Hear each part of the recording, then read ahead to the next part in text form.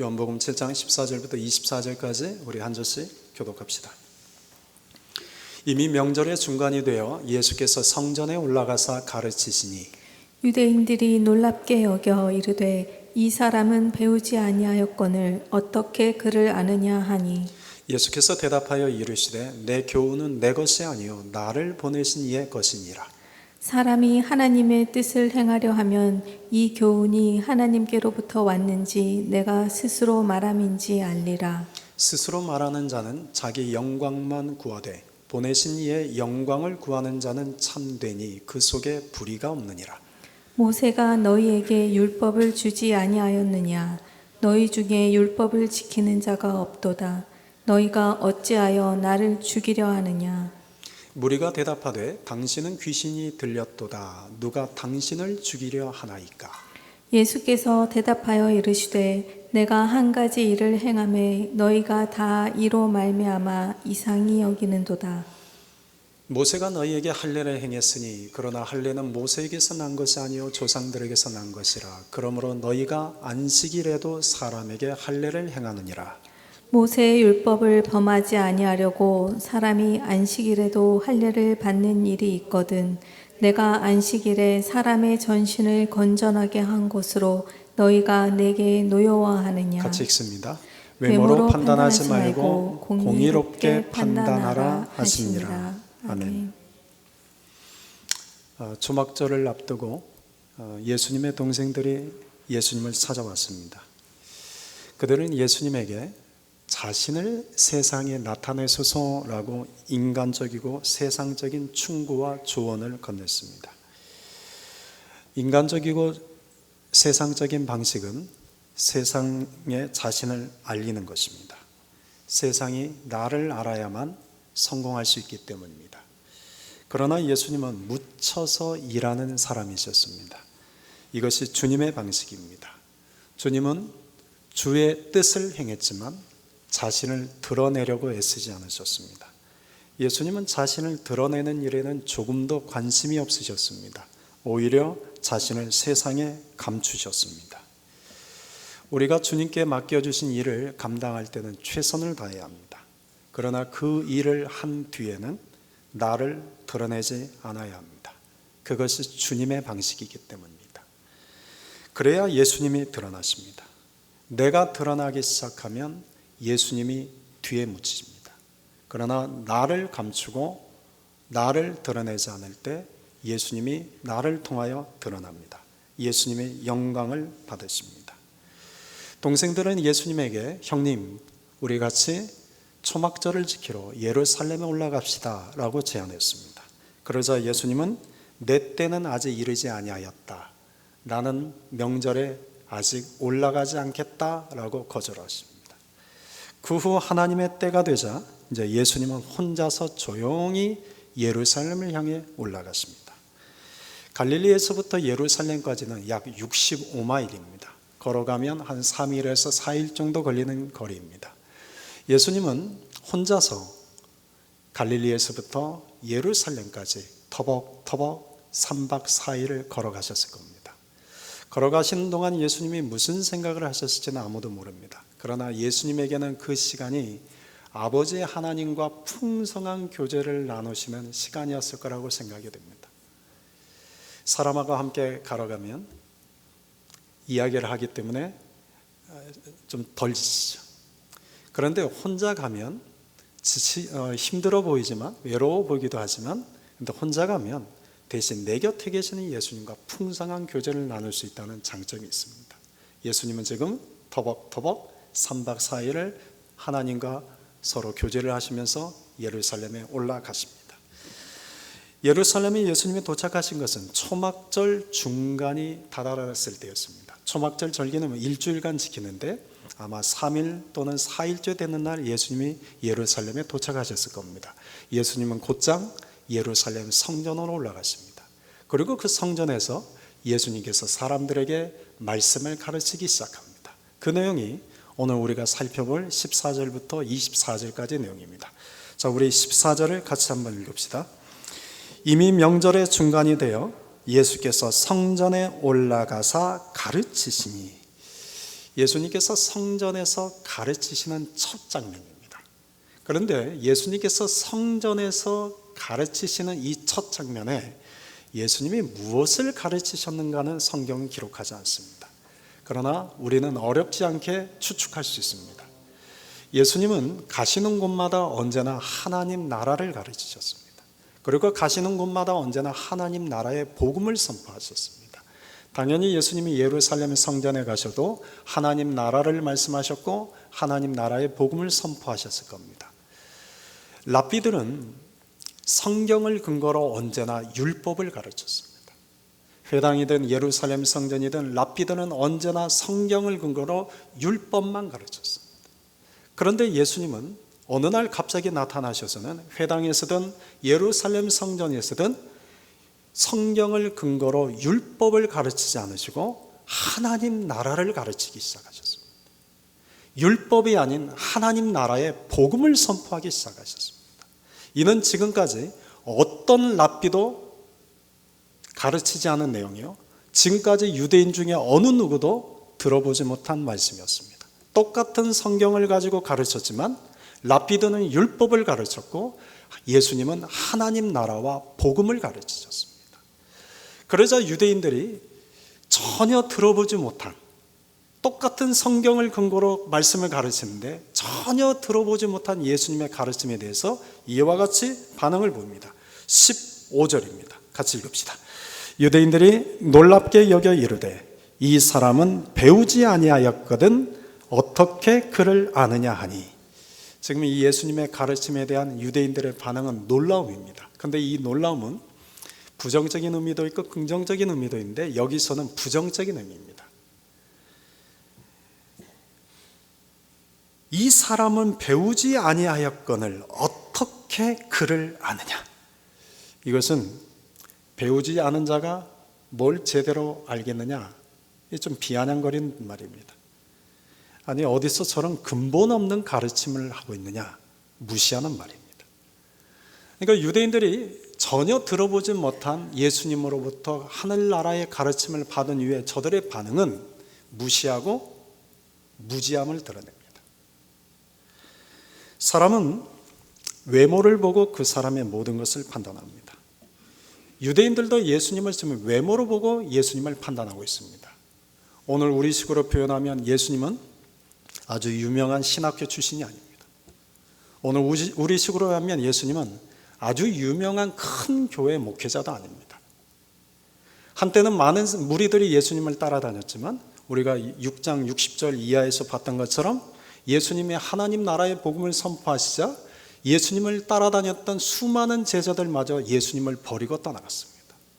그러니까 예수님은 오늘 우리식으로 말하면 실패한 목회자에 지나지 않습니다. 오죽했으면 동생들이 찾아와서는 형님, 자신을 세상에 나타내셔야 됩니다. 언제까지 그렇게 숨어서 지내시겠습니까? 유대에 가서 예수님, 형님이 얼마나 능력 있고 얼마나 그 가르침이 뛰어난지를 한번 세상 속에 나타냅시다. 이런 충고를 다했겠습니까? 여러분, 예수는 하나님이십니다. 예수님은 말씀이 육신이 되어 이 땅에 오신 분이십니다. 그러니 여러분, 그 예수님이 하나님에 대해서 가르친다면 예수님보다 더 가르칠 수 있는 분이 누가 있겠습니까? 그 예수님이 하나님 나라를 가르치고 하나님 나라의 복음을 선포한다면, 그 예수님의 성경을 가르치신다면 예수님보다 더 잘 가르칠 수 있는 사람이 누구겠습니까? 그런데 보십시오. 제자들은 예수님을 떠났습니다. 유대인들은 예수님의 그 말씀을 근본 없는 가르침이라 해서 예수님의 그 가르침을 무시했습니다. 교회를 개척한 지 이제 다음 주면 6주년이 됩니다. 교칙교회를 목회하면서 가장 힘든 때가 두 가지 경우입니다. 첫째는 교인들이 떠나갈 때입니다. 그 성도가 어떤 성도이냐는 그다지 중요하지 않습니다. 부교육자 때는 몰랐습니다. 부교육자 때는 교인들이 왔다 가면 그냥 그런갑다 했는데, 개척교회를 하고 담임 목회를 하면서 교인 하나가 왔다 떠나갈 때 그 겪는 제 마음의 내상은 정말 감당하기 어려울 정도로 힘들고 고통스럽습니다. 또 두 번째 제가 힘든 것은 변하지 않는 여러분의 모습을 볼 때 힘듭니다. 제가 육전을 앞두고 제가 지금까지 얼마나 설교를 했을까를 한번 카운트를 해봤습니다. 오늘까지 제가 지난 6년 동안 주일에 설교한 설교문이 308개입니다. 그리고 제가 지난 6년 동안 새벽에 작성한 설교문이 1053개입니다. 그 외 설교문은 25개입니다. 그러니까 지난 6년 동안 제가 1386회 설교문을 작성했고 그 설교문을 가지고 여러분에게 설교를 했습니다. 그런데도 변화되지 않는 모습을 볼 때 목회자로서 낙심이 됩니다. 처음에는 변화되지 않는 여러분을 통해서 낙심되었다면 점점 여러분을 변화시키지 못하는 제 자신의 능력의 한계 속에서 제가 낙심이 됩니다. 오늘 본문을 묵상하는데 주님이 제 마음속에 이런 위로를 주셨습니다. 나도 제자들이 떠났다. 나도 배신까지 당했다. 나도 무시당했다. 내가 가르치고 내가 선포해도 봐라, 나를 무시하는 저들을. 그러니 낙심하지 마라. 요한복음 10장 27절에서 예수님은 이렇게 말씀하셨습니다. 내 양은 내 음성을 들으며 나는 그들을 알며 그들은 나를 따르느니라.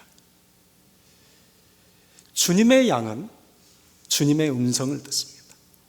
그리고 그 주님의 양은 주님의 음성을 듣고 따라갑니다.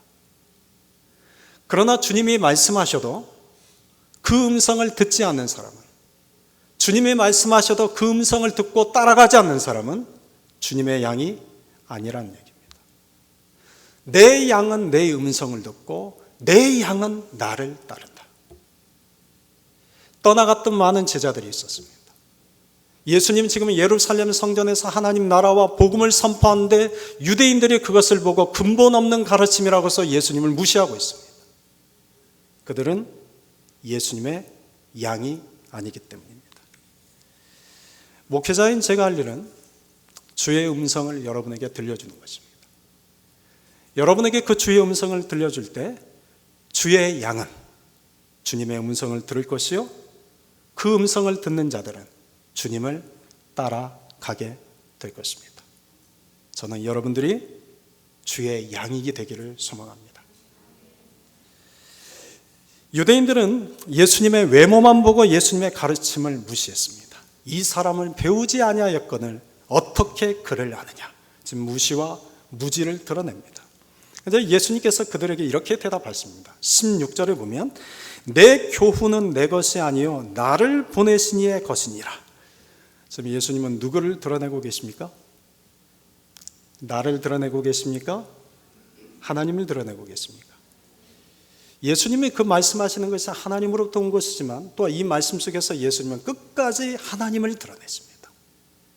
사도 바울도 갈라디아서 1장 11절과 12절에서 이렇게 말했습니다. 형제들아 내가 너희에게 알게 하노니 내가 전한 복음은 사람의 뜻을 따라 된 것이 아니니라. 이는 내가 사람에게서 받은 것도 아니요 배운 것도 아니요 오직 예수 그리스도의 계시로 말미암은 것이라. 여러분, 바울도 복음을 전하면서 누구를 드러내고 있습니까?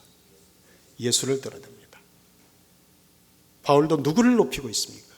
예수님을 높이고 있습니다. 설교는 목회자의 생각이나 목회자의 이론이나 목회자가 생각하는 삶의 원리를 설명하는 시간이 아닙니다. 설교는 주님과 주님이 주신 그 말씀을 대언하는 것입니다. 또한 설교는 사람을 높이는 것이 아니라, 사람을 드러내는 것이 아니라 하나님을 드러내고 하나님을 높이는 것입니다. 그런데 여러분, 설교 중에는 하나님의 말씀과 사람의 말이 섞여 있습니다. 설교 중에는 하나님으로부터 오는 교훈과 세상으로부터 주어진 교훈이 섞여 있습니다. 여러분, 그 설교가 모두가 다 하나님의 말씀이 아닙니다. 설교가 모두 다 하나님의 교훈이 아닙니다. 설교에 섞여 있는 하나님의 말씀과 사람의 말을 구분해야 됩니다. 사람의 교훈과 하나님의 교훈이 무엇인지를 분별할 수 있어야 됩니다. 여러분 어떻게 분별해야 될까요? 오늘 보면 17절과 18절에서 예수님께서 두 가지 기준을 말씀합니다. 첫째는 나 자신에 대한 것입니다. 이건 말씀을 듣는 자에 대한 것입니다. 17절 같이 읽읍시다. 사람이 하나님의 뜻을 행하려 하면 이 교훈이 하나님께로부터 왔는지 내가 스스로 말함인지 알리라. 뭐라고 말씀하십니까? 사람이 하나님의 뜻을 행하려고 하면 이 교훈이 하나님으로부터 온 것인지 사람으로부터 온 것인지를 알 것이라는 말씀입니다. 새 번역에서는 17절 말씀을 이렇게 번역합니다. 하나님의 뜻을 따르려는 사람은 누구든지 이 가르침이 하나님에게서 난 것인지 내가 내 마음대로 말하는 것인지를 알 것이다. 사랑하는 성도 여러분, 중요한 것은 하나님의 뜻을 행하려 하는 마음입니다. 이것이 이 하나님의 뜻을 행하려고 하는 이 마음을 가진 자만이 말씀을 들을 때 그 말씀이 하나님 말씀인지 사람의 말인지를 알게 된답니다. 이런 마음을 가진 사람이 이 말씀이 하나님으로부터 온 교훈인지 아니면 사람이 자기 마음대로 하는 말인지를 구분하게 된답니다. 또한 이것은 우리가 말씀을 듣는 자세이기도 합니다. 말씀을 듣는 것 자체가 중요하지 않습니다. 물론 믿음이 없는 분은 말씀을 듣는 것 그 자체가 중요합니다. 왜냐하면 믿음은 들음에서 나기 때문입니다. 그러나 내가 믿음이 있다고 생각하면, 믿음이 내 안에 있다고 생각하면 말씀을 듣는 것 그 자체가 중요하지 않습니다. 말씀을 들을 때 내가 가져야 할 마음이 있습니다. 그 마음은 하나님의 뜻을 행하고자 하는 마음입니다. 하나님의 뜻을 행하려는 마음이 있을 때 하나님의 말씀을 바르게 들을 수 있습니다. 오늘날 수없이 많은 설교가 홍수처럼 쏟아집니다. 성도들은 수없이 많은 설교를 듣습니다. 그러나 설교를 듣기는 하지만 하나님의 뜻을 행하려고 하는 그 마음을 가지고 설교를 듣는 사람은 그리 많지 않습니다. 그래서 이 시대를 설교를 소비하는 시대라고 말합니다. 무수히 많은 설교를 우리가 소비하며 삽니다. 때로는 내 마음에 드는 설교, 때로는 내 귓가에 다가오는 설교, 때로는 어떤 예화가 마음에 들고, 때로는 어떤 감동이 있고, 그런데 정작 그것이 하나님의 말씀인지 사람의 말인지, 하나님이 주신 감동인지 사람이 주는 감동인지, 하나님이 주시는 가르침인지 세상이 주는 가르침인지 분별하지 않고 듣습니다. 듣는 데만 목적이 있기 때문입니다. 하나님의 뜻을 행하고 싶은 마음을 가지고 설교를 듣지 않습니다. 하나님의 뜻을 행하고자 하는 마음은 다른 말로 하면 하나님을 사랑하는 마음입니다. 예수님께서 요한복음 14장 23절과 24절에서 말씀하십니다. 사람이 나를 사랑하면 내 말을 지키리니 나를 사랑하지 아니하는 자는 내 말을 지키지 아니하나니. 여러분, 주님을 사랑하는 마음이 있는 사람, 주님의 뜻을 행하고 싶어집니다. 여러분, 이건 모든 인간관계도 마찬가지입니다. 사랑하는 마음이 있으면 그 사람이 하는 말을 듣고 행하고 싶어집니다. 그러나 사랑하는 마음이 없으면 그 사람의 말을 듣기도 싫죠. 듣기는 하지만 무시하죠. 사랑하는 마음이 있어야 행하고 싶어집니다. 예수님을 사랑하는 마음이 있으면, 하나님을 사랑하는 마음이 있으면 그분의 음성을 듣고 행하고 싶어집니다. 그래서 이 행하고 싶은 마음에서 귀를 기울입니다. 이런 사람은 하나님의 말씀을 분별하여 듣습니다. 이런 사람은 이것이 사람으로부터 온 것인지 하나님으로부터 온 것인지를 분별할 수 있습니다. 두 번째 기준은 말씀을 전하는 자에 대한 것입니다. 18절입니다. 같이 읽겠습니다. 스스로 말하는 자는 자기 영광만 구하되 보내신 이의 영광을 구하는 자는 참되니 그 속에 불의가 없느니라. 이 두 번째 기준은 말씀을 전하는 자가 자기의 영광을 구하는 자인지 하나님의 영광을 구하는 자인지를 보라는 겁니다. 말씀을 전하는 자가 설교 속에서 자기의 영광을 구하고 사람의 영광을 구한다면 이는 하나님의 말씀을 전하는 자가 아니라 실은 사람의 말을 전하는 자라는 겁니다. 말씀을 전하는 자가 하나님께 영광을 돌리지 않고 자기가 영광을 받으려고 한다면 그는 사람의 교훈을 말하는 자이지 하나님의 교훈을 전하는 자가 아니란 얘기입니다. 이런 사람을 우리는 종교 사기꾼이라고 말합니다. 여러분, 아무리 듣기 좋은 설교라 할지라도, 아무리 감동이 있는 설교라 할지라도, 아무리 내 귀에 쏙쏙 들어오는 설교라 할지라도 하나님의 말씀을 이용해서 자신의 성공과 영광을 구하는 사람의 설교라면 단호하게 거절하십시오. 귀담아 들을 필요가 없습니다. 그러나 자기 영광을 구하지 않고 하나님의 영광을 구하는 자가 하나님의 말씀을 전하는 자입니다.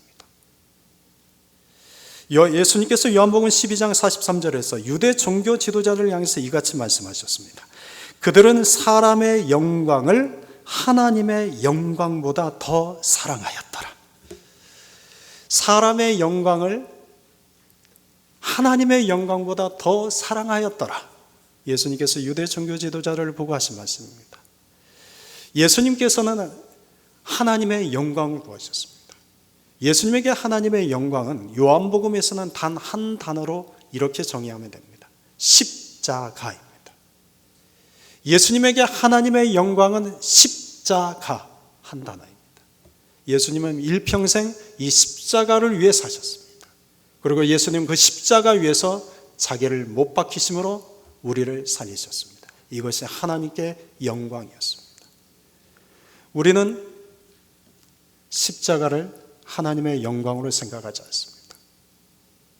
오늘 우리는 영광을 이야기합니다. 우리는 하나님의 영광을 위해 살겠다고 말합니다. 그러나 우리에게 하나님의 영광은 십자가가 아닙니다. 우리에게 하나님의 영광은 많은 복을 받는 것입니다. 이름이 알려지는 것입니다. 명성을 얻는 것입니다. 사람들로 하여금 인기를 얻는 것입니다. 이것이 하나님의 영광이 된다고 생각합니다. 물론 그것을 통해서 하나님의 영광을 돌릴 수도 있지만 우리에게 하나님의 영광은 십자가입니다. 십자가가 우리의 영광입니다. 여러분, 십자가는 누가 못 박혀야 될 곳입니까? 십자가는 누구를 못 박아야 할 곳입니까? 십자가는 내가 못 박아야 될 곳이요, 나를 못 박아야 할 곳입니다. 그런데 그 십자가에 누구를 못 박고 계십니까? 누구를 못 박고 계십니까? 그것이 자기 영광을 구하는 것입니다. 자기 영광을 구하는 자는 십자가에 자기를 못 박지 않습니다. 아니, 못 박으려고 하지 않습니다. 그러나 하나님의 영광을 구하는 자는 십자가에 자기를 못 박습니다. 그래서 자기의 영광을 구하지 않고 하나님의 영광을 구하는 자들의 고백이 갈라디아서 2장 20절입니다. 우리 같이 한번 고백해 볼까요? 내가 그리스도와 함께 십자가에 못 박혔나니 그런즉 이제는 내가 사는 것이 아니요 오직 내 안에 그리스도께서 사신 것이라. 이제 내가 육체 가운데 사는 것은 나를 사랑하사 나를 위하여 자기 자신을 버리신 하나님의 아들을 믿는 믿음 안에 사는 것이라. 여러분, 오늘 우리가 살고 있는 이 시대는 마지막 때가 가까이 오고 있습니다. 이 마지막 때에 우리가 듣는 말씀이 하나님의 말씀인지 사람의 말인지를 분별해야 됩니다. 오늘 이 마지막 때에 우리가 듣는 말씀이 하나님으로부터 오는 교훈인지 사람으로부터 오는 인간적인 교훈인지를 분별해야 합니다. 그러면 우리가 설교를 들을 때 이 두 가지를 꼭 기억합시다. 하나님의 뜻을 행하려고 하는 마음으로 듣고 있는지를 먼저 살피십시오. 두 번째는 설교자가 그 설교 가운데 하나님께 영광을 돌리고 있는지 아니면 자기의 영광을 드러내고 있는지를 확인하시면 됩니다. 17절과 18절은 하나님의 말씀인지 아닌지, 하나님으로부터 온 교훈인지 아닌지를 분별하는 기준이 됩니다. 그러면 또한 동시에 이 17절과 18절은 유대인들을 향한 예수님의 거침없는 비난의 말씀이기도 합니다. 책망의 말씀이기도 합니다. 유대인들은 하나님의 뜻을 행하고자 하는 마음이 없었습니다. 유대인들은 하나님의 영광이 아닌 자기의 영광, 사람의 영광을 구하는 데만 관심이 있었습니다. 그렇다면 오늘 우리는 어떨까요? 저는 성령께서 오늘 말씀 앞에서 우리 자신들을 있는 그대로 발가 벗겨 주시기를 소망합니다. 그 말씀 앞에서 나는 지금 어떤 자인지 밝히 드러나게 되기를 소망합니다. 그래야 희망이 있습니다.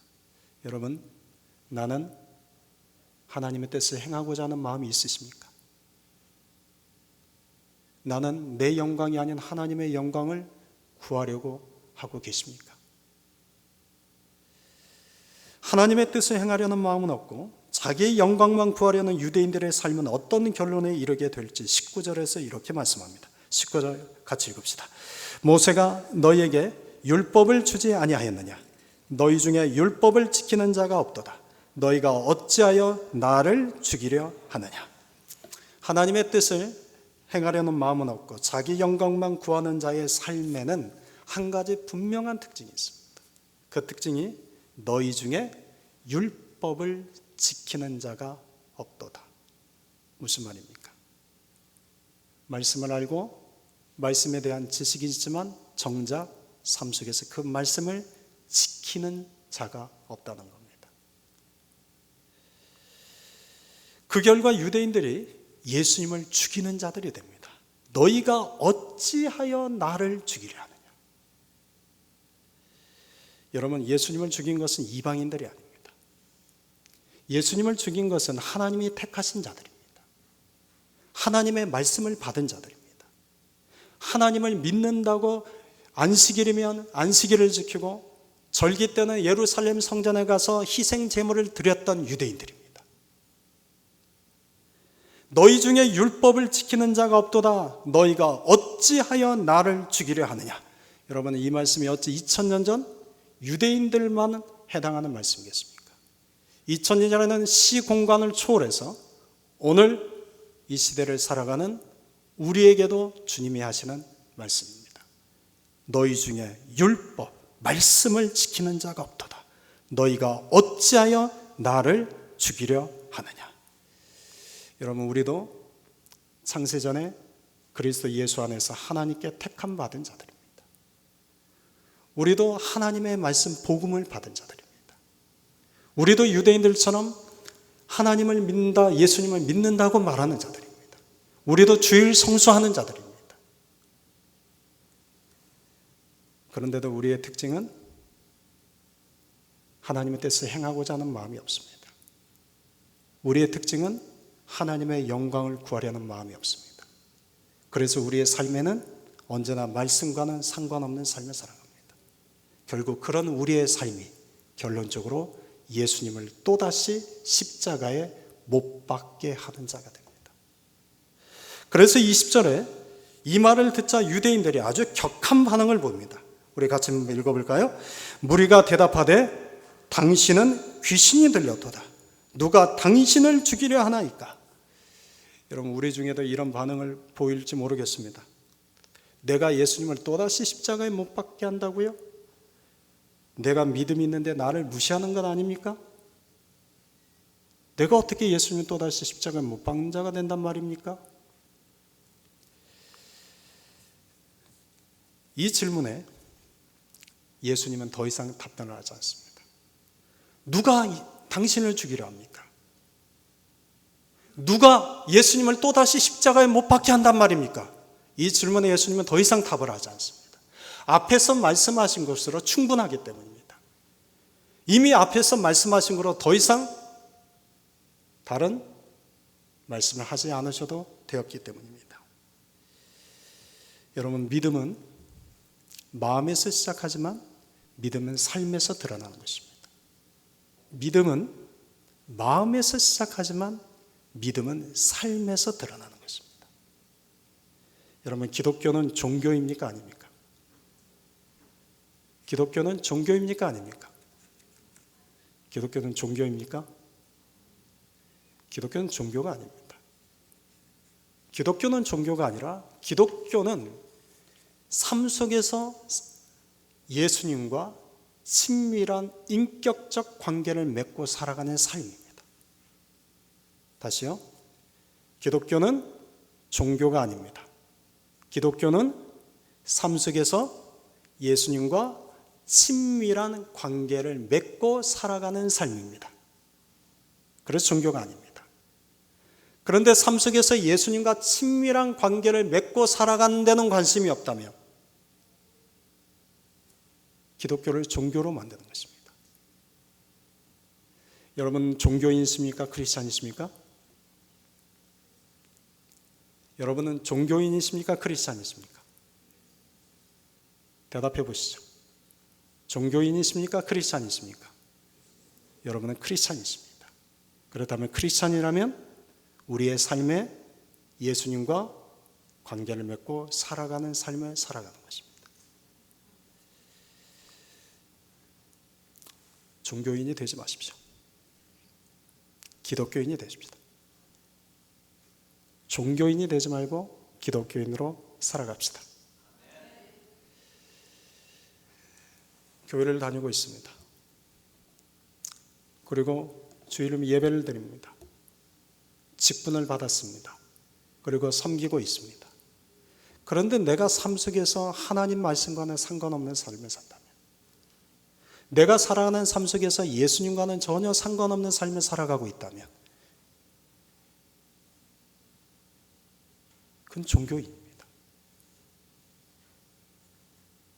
여러분, 참 믿음은 종교에서 오는 것이 아닙니다.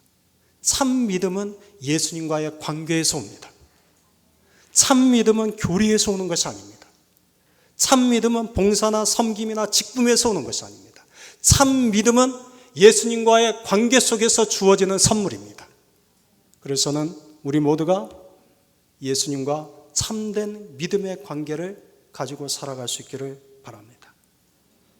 24절은 오늘 말씀의 결론입니다. 같이 읽읍시다. 외모로 판단하지 말고 공의롭게 판단하라 하시니라. 여러분, 외모로 판단하지 말라는 것은 눈에 보이는 것으로 판단하지 말라는 것이요, 공의롭게 판단하라는 것은 이걸 잘 기억하십시오. 말씀대로 바르게 판단하라는 것입니다. 여기에 대해서는 제가 하는 이야기를 들려주는 것으로 이 설명을 대체하겠습니다. CNN 방송에서 레리 킹이라는 사람이 존 메가더 목사님과 동성애를 옹호하는 샌프란시스코 시장을 초대해서 인터뷰를 했습니다. 샌프란시스코 시장이 말합니다. 나는 카톨릭 신자요. 나는 동성애를 나는 인정합니다. 그 동성애를 옹호하는 이야기를 했습니다. 그러니까 존 메가더 목사님이 그 시장을 가만히 보더니 당신이 카톨릭 신자라고 해서 내가 말합니다. 당신은 성경을 하나님의 말씀이라고 믿습니까? 그러니까 그 시장이 당황한 듯 나는 교리적 논쟁을 하고 싶지 않습니다 하고 그 질문을 피해가려고 합니다. 그러니까 존 메가더 목사님이 또 한 번 묻습니다. 아니, 내가 지금 신학적 질문을 하는 것이 아니라 단순한 질문입니다. 당신은 성경이 하나님의 절대적인 말씀이라고 믿습니까? 그러니까 시장이 네, 저는 믿는다고 생각합니다. 그러니까 존 메가더 목사님이 이어서 말합니다. 성경은 말씀합니다. 성경은 말씀합니다. 동성애는 하나님 앞에서 죄요. 구약에서도 신약에서도 동성애는 하나님 앞에서 죄입니다. 그러나 신약에서는 동성애자도 그것이 죄라는 것을 깨닫고 돌아오면 용서를 받습니다. 그러니까 시장이 더 이상 아무 말 하지 못합니다. 옆에 있던 레리 킹이 중간에 끼어들어서 말합니다. 그런데 왜 기독교인들 중에는 다른 의견이 있습니까? 뼈 아픈 얘기죠. 목회자들 가운데도 동성애를 인정하는 목회자들이 있고 동성애를 인정하는 교단들이 있기 때문이죠. 왜? 기독교 안에는 다른 이견도 있습니까? 그러자 이 존 목회자 목사님이 가만히 생각하더니 한마디를 합니다. 성경으로 돌아가서 말씀이 무엇을 말씀하신지를 들어야 합니다. 신학이 무엇인지, 사상이 무엇인지, 현대사회의 문화적 흐름이 무엇인지, 당신의 갖고 있는 그 생각이 무엇인지가 중요한 것이 아니라 성경으로 돌아가서 성경이 무엇을 말씀하신지를 들어야 합니다. 성경이 기준이 되어야 합니다. 그런데 우리는 성경이 기준이지 않습니다. 우리는 성경을 알고 우리는 성경에 대한 지식을 갖고 살지만 우리의 삶에는 언제나 성경이 내 삶의 기준이지 않습니다. 내 생각, 내 이론, 내 경험. 여러분, 성경으로 돌아가서 성경이 기준이 됩니다. 여러분은 성경이 하나님의 말씀이라고 믿으십니까? 성경이 하나님의 절대적인 말씀이라고 정말 믿으십니까? 그러면 성경으로 돌아가셔야 됩니다. 성경으로 돌아가서 성경을 내 삶의 기준으로 삼고 성경이 무엇을 말씀하시는지를 들어야 됩니다. 여러분, 다른 사람의 생각 중요하지 않습니다. 다른 사람의 경험 중요하지 않습니다. 신학 중요하지 않습니다. 교리, 교단마다 교리가 다르기 때문에 중요하지 않습니다. 성경이 우리에게 무엇을 말씀하시는지를 들어야 합니다. 그것이 공의롭게 판단하라는 것입니다. 우리는 외모로 판단하는 데 익숙합니다. 우리는 눈에 보이는 것을 따라가는 데 익숙합니다. 그러나 우리가 판단해야 된다면 성경이 기준이 되어야 됩니다. 우리가 따라가야 될 것이라면 오직 성경이 되어야 됩니다. 사랑하는 성도 여러분, 외모로 판단하지 말고 공의롭게 판단하는 자들이 됩시다. 여러분, 성경을 내 삶의 기준이 되게 하는 자가 됩시다. 성경으로 돌아가십시오. 어떤 일이 일어날 때 하나님께 기도하죠. 기도할 때 이렇게 하나님께 기도하십시오. 말씀으로 저에게 알려주십시오. 그리고 성경을 보십시오. 성경을 보십시오. 그러면 성경 속에서 성령이 여러분에게 정확하게 보여주실 것입니다. 그리고 그 성경을 기준으로 살아가십시오. 이것이 공의롭게 판단하는 것입니다. 우리의 삶이 이 마지막 때 정말 바른 분별력을 가지고 공의로운 판단을 하며 살아가는 자가 되시기를 주님의 이름으로 축원드립니다. 아멘.